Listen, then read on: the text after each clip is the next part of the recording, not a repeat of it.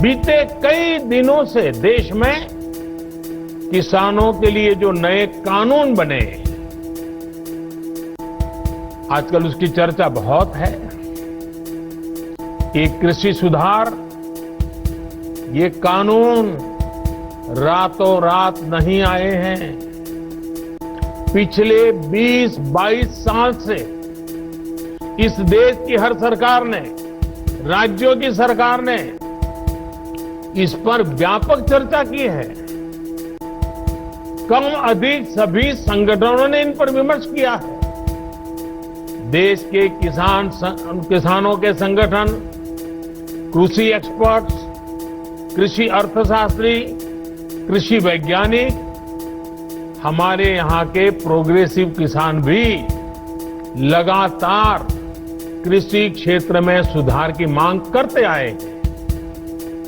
सचमुच में तो देश के किसानों को उन लोगों से जवाब मांगना चाहिए जो पहले अपने घोषणा पत्र में इन सुधार करने की बात लिखते थे, वकालत करते थे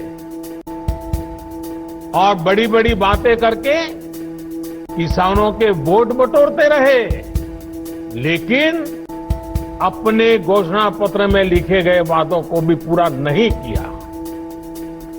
सिर्फ इन मांगों को टालते रहे क्योंकि किसानों की प्राथमिकता नहीं था और देश का किसान इंतजार ही करता रहा। अगर आज देश के सभी राजनीतिक दलों के पुराने घोषणा पत्र देखे जाएं, तो उनके पुराने बयान सुने जाए, पहले जो देश की कृषि व्यवस्था संभाल रहे थे ऐसे महानुभावों की चिट्ठियां देखी जाए, तो आज जो कृषि सुधार हुए हैं वो उनसे अलग नहीं है। वो जिन चीजों का वादा करते थे वही बातें इन कृषि सुधारों में की गई हैं। मुझे लगता है उनको पीड़ा इस बात से नहीं है कि कृषि कानूनों में सुधार क्यों हुआ। उनको तकलीफ इस बात में है कि जो काम हम कहते थे लेकिन कर नहीं पाते थे, वो मोदी ने कैसे किया, मोदी ने क्यों किया, मोदी को इसका क्रेडिट कैसे मिल जाए। मैं सभी राजनीतिक दलों को हाथ जोड़ के कहना चाहता हूं, आप सारा क्रेडिट अपने पास रख लीजिए। आपके सारे पुराने घोषणा पत्रों को ही मैं क्रेडिट देता हूं, मुझे क्रेडिट नहीं चाहिए। मुझे किसान के जीवन में आसानी चाहिए, समृद्धि चाहिए, किसानी में आधुनिकता चाहिए।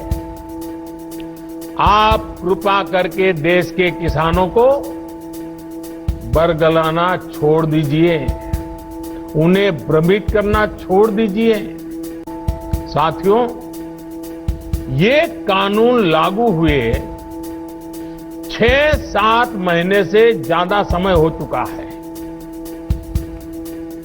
लेकिन अब अचानक भ्रम और झूठ का जाल बिछाकर अपनी राजनीतिक जमीन जोतने के खेल खेले जा रहे हैं।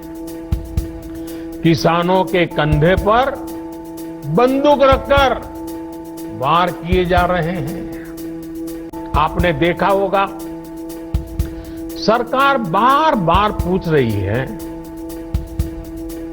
मीटिंग में भी पूछ रही है, पब्लिकली पूछ रही है। हमारे कृषि मंत्री टीवी इंटरव्यू में कह रहे हैं, मैं खुद बोल रहा हूं कि भाई आपको कानून में किस क्लॉज में क्या दिक्कत है बताइए। जो भी दिक्कत है वो आप बताइए। तो इन राजनीतिक दलों के पास कोई ठोस जवाब नहीं होता और यही इन दलों की सच्चाई है। साथियों, जिनकी खुद की राजनीतिक जमीन खिस गई है वो किसानों की जमीन चली जाएगी, किसानों की जमीन चली जाएगी का डर दिखाकर अपनी राजनीतिक जमीन खोज रहे हैं। आज जो किसानों के नाम पर आंदोलन चलाने निकले हैं, जब उनको सरकार चलाने का या सरकार का हिस्सा बनने का मौका मिला था, उस समय इन लोगों ने क्या किया, ये देश को याद रखना जरूरी है। मैं आज देशवासियों के सामने, देश के किसानों के सामने, इन लोगों का कच्चा चिट्ठा भी देश के लोगों के सामने, मेरे किसान भाइयों बहनों के सामने आज मैं खुला करना चाहता हूं, मैं बताना चाहता हूं। साथियों, किसानों की बातें करने वाले लोग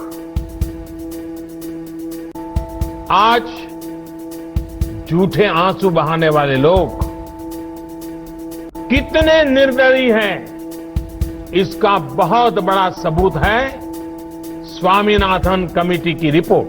किसान से झूठे वायदे करने वाले सत्ता में आते रहो,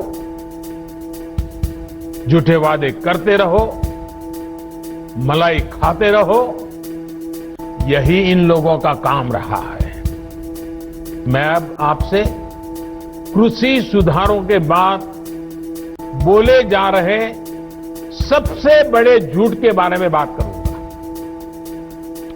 बार बार उस झूठ को दोहराया जा रहा है, जोर जोर से बोला जा रहा है, जहां मौका मिले वहां बोला जा रहा है, बिना सिर पर बोला जा रहा है। जैसे मैंने पहले कहा था, स्वामीनाथन कमेटी की रिपोर्ट को लागू करने का काम हमारी ही सरकार ने किया। अगर हमें एमएसपी हटानी होती तो स्वामीनाथन कमेटी की रिपोर्ट लागू ही क्यों करते भाई? आपने भी नहीं की थी, हम भी नहीं करते। हमने तो ऐसा नहीं किया, हमने तो लागू की। दूसरा, ये हमारी सरकार एमएसपी को लेकर इतनी गंभीर है कि हर बार बुवाई से पहले एमएसपी की घोषणा करती है।